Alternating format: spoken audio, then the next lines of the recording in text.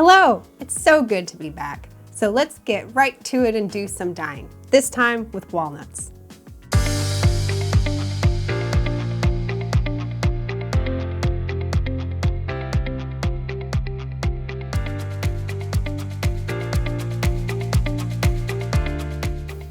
Black walnuts are a popular natural dye. There's written record of them being used by the ancient Egyptians and the Romans. Today you can find all sorts of different methods on how to do this dye, and that is because there is no one right way to do it. There are a few important steps, and then the rest is really up to you. This is the method that works best for me, and that's what I'm sharing with you today. So black walnuts are considered a direct dye, which means if you're using a protein fiber is the fiber that comes from an animal like wool, you do not need to mordant the fiber. That's because walnuts contain tannin, and the tannin acts like the bonding agent between the fiber and the dye. With plant fibers like cotton, you really should do a mordant ahead of time because plant fibers in general have a harder time absorbing and locking on to natural dyes. So what do you need to do this dye? Well, walnuts. You want green walnuts, and you want it greener the better. I prefer to pick them up off the ground instead of the tree. So the green walnuts contain the juglone, and juglone is actually yellow. It turns brown once it oxidizes, so it has exposure to oxygen. So that's why we want them as green as possible, because if you see them starting to break down out there and they're turning brown, that's the juglone being released, and we want as much of that reaction contained within the dye pot as possible. So what we're also going to need are gloves. This is not optional. You have to wear gloves because juglone will stain your hands. I skipped this step and my nails are still stained 3 weeks later. But also, more importantly, they can really irritate some people's skin. So some people will get rashes. Worst case scenario, you could get blisters. Just like, don't skip the gloves. You've got to use gloves. The other important thing to remember is this dye needs time. This is not something that you can do in 1 hour. Preferably, you need to have your walnuts soaking in water for at a minimum of 24 hours. I like 48 hours or more. A lot of places will tell you it needs to be for a couple of weeks. And I've tried that, and it doesn't work because when a couple of weeks is up, I've either forgotten all about them or I could just care less. So this is what works best for me. 48 hours, great result.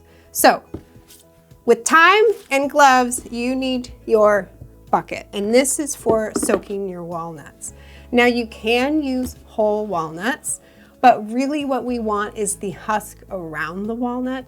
So it's better to smash them and then remove that husk because we want as much of that dye to be releasing into the water.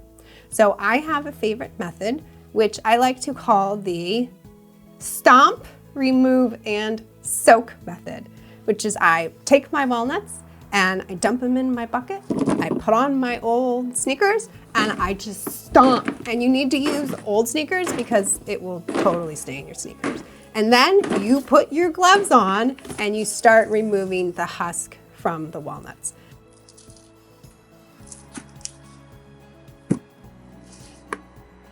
You can weigh your husks if you want a more exact idea of your ratio from walnuts to fiber.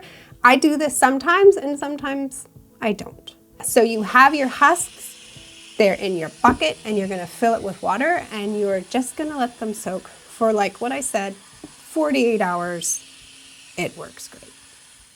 So you're probably wondering, what is the ratio of dye husks to fiber? And really, that is up to you. I like a very high ratio because I want to guarantee that I get a really dark brown dye. So I use a 2-to-1 ratio, twice as many walnut husks as fiber that I'm dyeing. So where was I? Oh, so you have your walnut husks and you want to soak them for 48 hours. And I've kind of sped this process up for us. So here in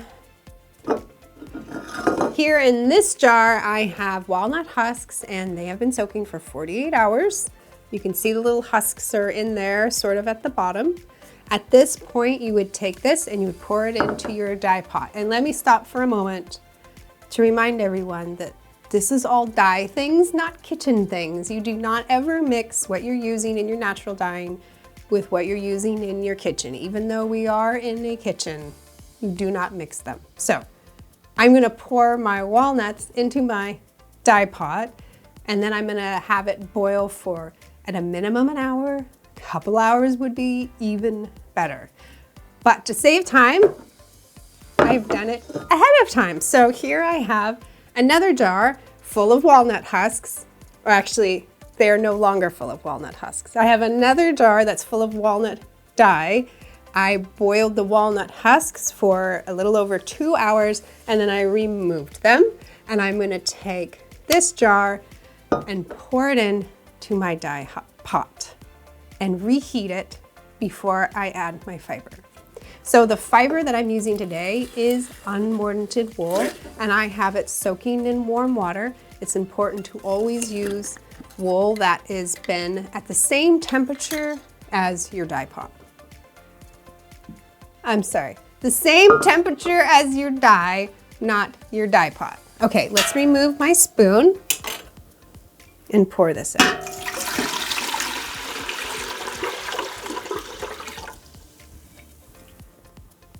I'm gonna turn it on. I'm gonna let this warm up. I do not want it to boil once I add my fiber, and then I'm gonna add my fiber. Now, another reason that you wanna add fiber once it's been soaking in warm water is it's because it's going to help the evenness of the dye. So as the fiber is absorbing water, it's opening up those dye receptors. So once those dye receptors are nice and open and you put them in your dye, they will absorb that dye at an even rate. And that is how we can help make sure that we have a nice even color on our fiber. Okay, so I'm heating that up, then I'm gonna add my fiber. I'm gonna let it simmer or keep it at a low heat for over an hour. And while all of this is happening, I am gonna go and have lunch and maybe some coffee. I'll see you then. Hello, welcome back. So I have had my lunch and now I'm having my afternoon coffee. This has been going for a little over 2 hours. I did not let it boil. It's just at a simmer and below a simmer. And it's time to check it, and I've already peeked. I know it's gonna be amazing. So let me put this over here and very carefully get this out.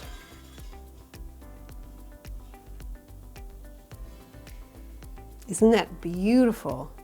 Dark brown color.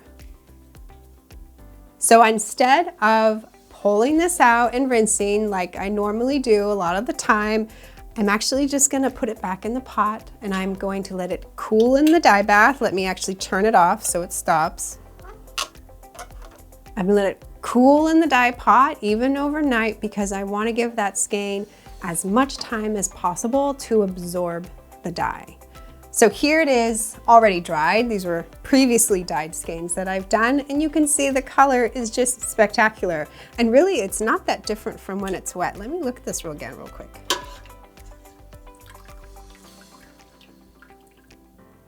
So you get a good idea of how fantastic this dye is. It's a little bit messy. It can take a little bit of time. It's totally worth it. I really hope you give it a try, and if you do, please let me know. So until we dye again.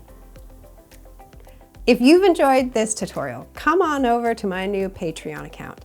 There you can watch an extended version without ads and learn a little bit more about the science of this dye, where I explain why it works. Thanks again for watching.